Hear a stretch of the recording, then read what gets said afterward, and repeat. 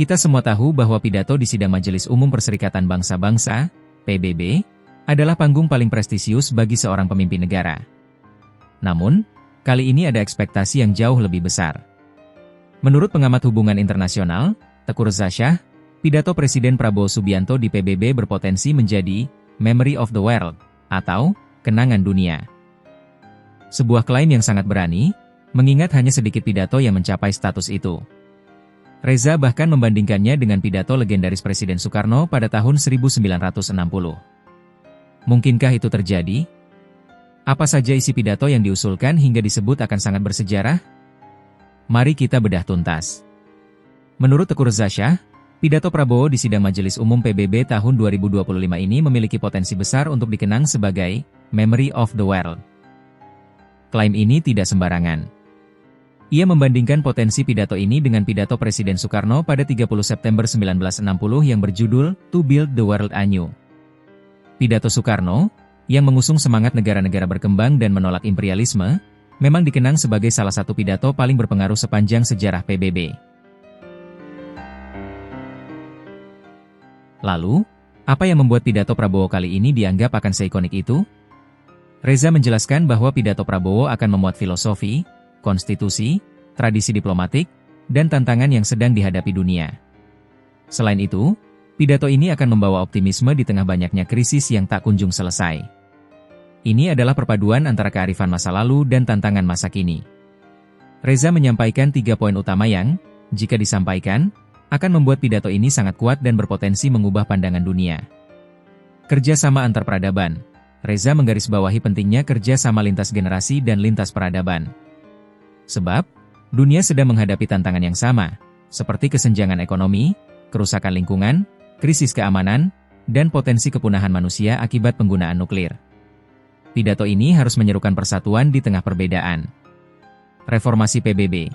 PBB kini sudah berusia 80 tahun, dan menurut Reza, institusi ini perlu diperkuat. Ia menyarankan agar posisi Sekretaris Jenderal PBB diperkuat, sehingga tidak lagi tersandera oleh kepentingan negara-negara besar. PBB harus mampu menjawab tantangan global dengan lebih cepat di tingkat geopolitik, geostrategi, dan geoekonomi. Perubahan komposisi Dewan Keamanan PBB, poin ini adalah yang paling radikal. Reza mengusulkan agar komposisi anggota tetap Dewan Keamanan, DK, PBB diubah. Ia mengkritik hak veto yang digunakan secara serampangan oleh 5 negara anggota tetap, P5, yang sering menggagalkan resolusi penting. Ia berharap ada penambahan 10 anggota baru dengan kriteria yang lebih representatif, seperti perwakilan peradaban Hindu dan Islam, perwakilan dari benua Asia dan Afrika, perwakilan negara dengan jumlah penduduk terbesar, perwakilan negara pendukung perdamaian lewat misi PBB, perwakilan negara yang mampu berkontribusi pada pertumbuhan dan perdamaian dunia secara berkelanjutan. Artikel ini juga menyinggung tentang alasan mengapa Presiden sebelumnya, Joko Widodo, tidak pernah menghadiri sidang umum PBB. Menurut Reza, absennya Jokowi disebabkan oleh beratnya masalah di dalam negeri yang menuntut kehadirannya secara langsung. Sementara itu, Reza menyebut karakter Presiden Prabowo adalah intermestik. Ini adalah gabungan dari kata internasional dan domestik. Bagi Prabowo, penyelesaian masalah di dalam negeri adalah prioritas mendesak, namun harus selalu diselesaikan berbarengan dengan masalah-masalah mendasar di luar negeri. Keduanya saling mempengaruhi, dan Indonesia harus mampu menanganinya secara bersamaan.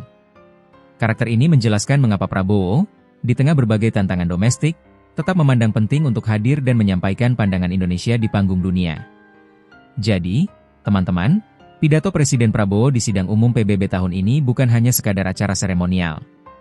Di dalamnya, ada harapan besar agar Indonesia bisa membawa pesan perdamaian, reformasi PBB, dan kerja sama global yang lebih adil. Bagaimana menurut kalian? Mampukah Presiden Prabowo benar-benar mengukir sejarah dan membuat pidatonya menjadi Memory of the World? Dan apakah usulan reformasi PBB yang sangat radikal ini bisa diterima oleh negara-negara lain? Tulis pendapat kalian di kolom komentar di bawah.